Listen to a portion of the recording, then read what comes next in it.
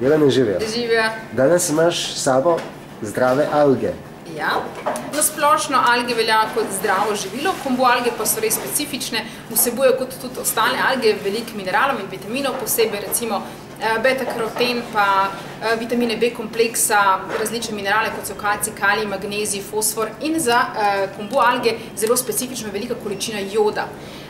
Jod pa je izjemno dober za delovanje ščitnice, ampak če recimo imate težave s ščitnico v tem smislu, da preveč deluje, potem pa se odsvetuje velika uporaba kombu alge. Drugače je kombu alga izjemno zdravilna zaradi tega, ker preprečuje degenerativne bolezni, izboljša strukturo krvi in pomaga, da se telo očisti posebej od kakšnih toksinov, kar je vloga vseh tistih alg, ki jih na splošno uživamo. Kombu algo pripravljamo na poseben način oziroma na ta način, da jo samo pobrišemo z mokro krpo in potem jo damo kuhati za 30 minut.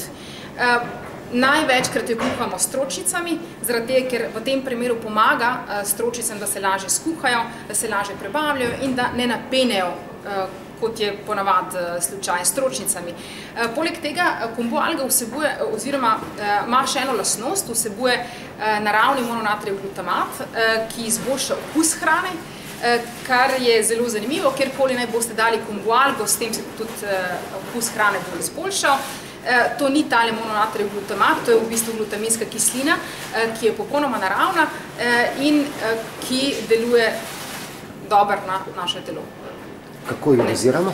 Doziramo na ta način, da v bistvu za odraslo osebo pride na dnevnem nivoju 2,5 cm tiste alge, se pravi odrežemo, ko v suhem stanju jo odrežemo, ali recimo tretjina tiste palice, ki jo vidite tle, oziroma same kombu alge, ona, ko se namoči v vodi, se razširi. Lahko jo uporabljamo za različne jedi, lahko jo skuhamo, ko jo dodajamo solatam, rižotkam ali kjerkoli drugje. Drugače pa se lahko izreže v takem suhem stanju in se prepraži v globoki maščobi na visoki temperaturi in se na ta način dobi zelo zanimiv kombu čips. Hvala, Jelena.